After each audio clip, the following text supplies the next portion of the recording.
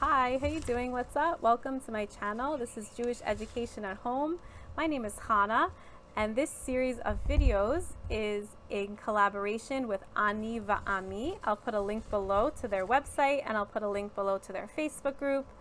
Ani Va'ami is a homeschooling curriculum. They have a ton of resources on their website, and I hope you check it out because there's lots of stuff there, lots of good stuff.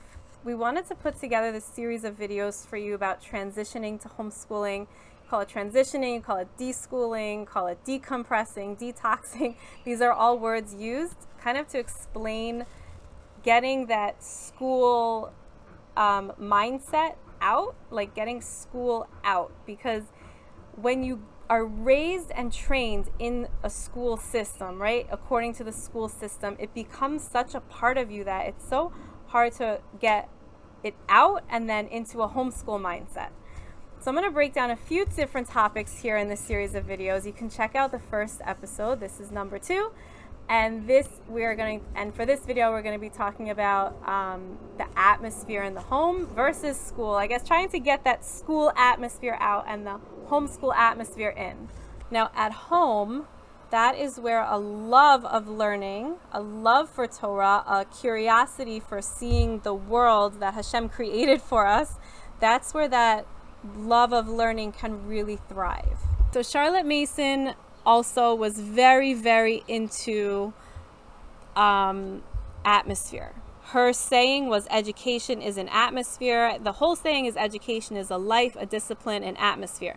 There's a whole part of the Charlotte Mason philosophy that talks about the atmosphere in the home being a big, big part in the education. Shalom bayis is such an important concept in Judaism. It's so important to have a peaceful atmosphere in the home. Okay, and where do we see this?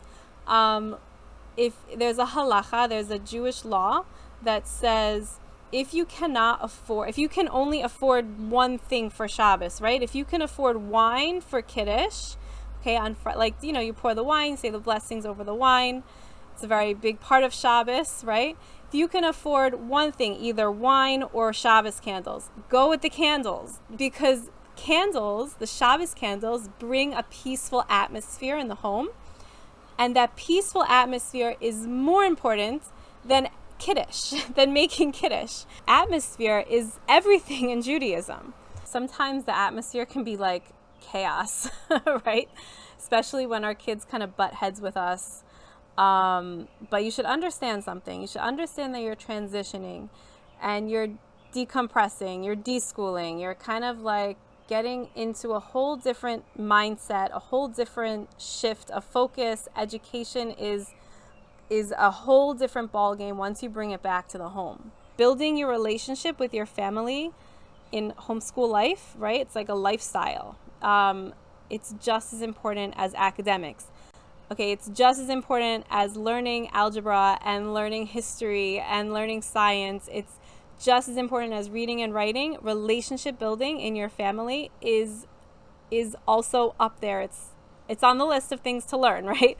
But isn't it important that my child learn to read? Isn't it also important that my child learn to write? Are we supposed to just focus on building our relationship, right? Because it seems like, well, they have to also learn academics. Everything is important. And I hear that. I totally hear your question, and I'm gonna share with you a little bit about my experience. I pulled my kids out of school and I stopped teaching very, very suddenly. I mean, it was probably comparable to like Corona times, right? Like you were in school and then like everything shifted. So it was like very, very quickly we pulled out of school on the beginning of the year. And I kind of was like left hanging and was like, where do I begin? I figured I would just kind of pick up, right? I was teaching, my child was going into first grade, and like I could do it, right? I felt good about it. I printed all these worksheets. I went on Teachers Pay Teachers, and I printed all these worksheets, and I got this workbook about reading, writing, English reading, writing. I went to the library. We got all these really cool educational books, which I thought were fascinating, but they were not interested. And I was kind of like at a loss as to what to do because I was a teacher. I should know how to teach my own. This is my child. I should know how to teach my own child, right? Makes sense. But no, the homeschool atmosphere is so different than a school atmosphere. What may work in school may not work in the home. Two things happened that changed the way that I looked at how to teach my child to read and write. Okay, the first thing was that when I was printing stuff on Teachers Pay Teachers, I found this game called Pop. I'll see if I could find it for you. I don't know where it is now, but I'll see if I could find it. And it was like a sight word game. And she really liked it. And then a friend of mine who also homeschools, and she lent me a book by John Holt. I don't remember the name of it because I gave it back to her a couple years ago.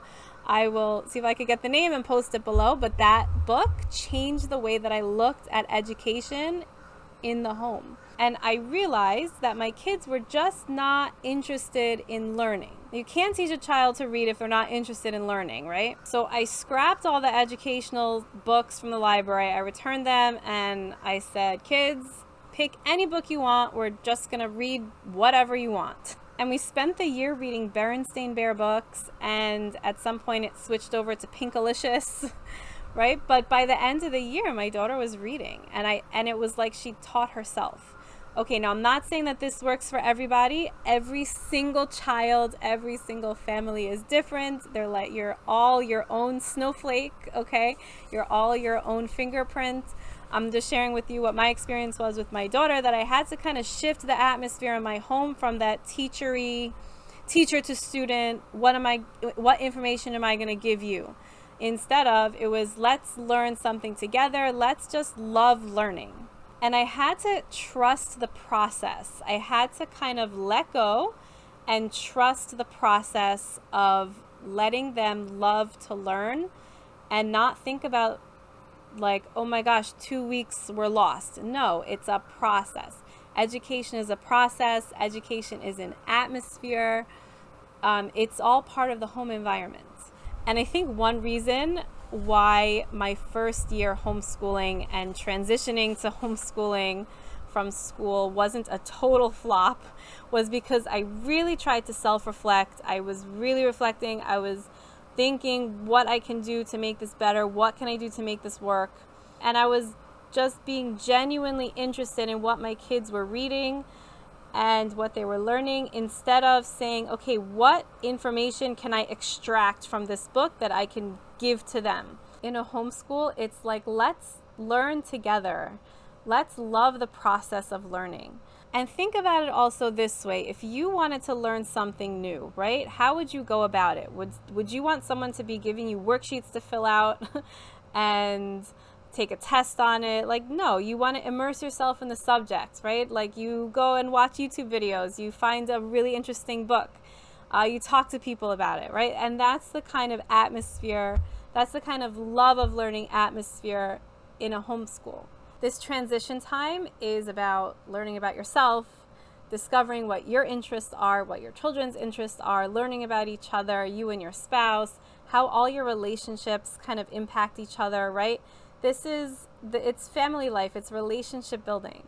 And I think that process of self-reflecting your values and self-reflecting the rules that you have in your house and the structure of your home, I think all that stuff kind of comes naturally as you learn from each other and grow from each other. And just also remember, it's so important for me to say this, that no one is perfect. No family is perfect. A perfectly loving and peaceful atmosphere is not a healthy family because that's not normal. Everybody has their faults. Everybody has their struggles. Everyone has their challenges. And that's okay. You just learn from it and grow from it and move on.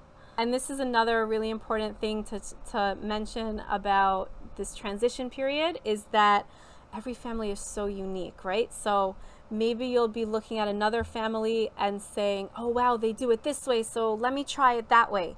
But maybe what works for them may not work for you. And this, I think I mention in like every single video that I make. And I say this a lot, but it's just so important to say, is that every family is so unique. Every homeschool family is unique, and every family is unique, and every person is unique, right? It's like a snowflake. fingerprint. It's not something that's so apparent, right? You don't go looking at people and saying, oh, wow, look at that really unique fingerprint, right? But like, it's there. Everyone is so unique and so different, and that is something to be celebrated. So you can learn and gain inspiration from other homeschoolers and from what other people do, right? Like you can look on Pinterest and see what other people do. But don't copy what they do, because what's good for one family may not be good for you. The how you go about creating this love of learning atmosphere in your home, this educational atmosphere in your home where it's a lifestyle, it's a relationship with your family, it's academics as well, everything all kind of mixed into one. It's chinuch, it's parenting. The how to go about it, that's all up to you. But the most important thing is to just be genuine, be sincere, be wholehearted in what you're doing, right?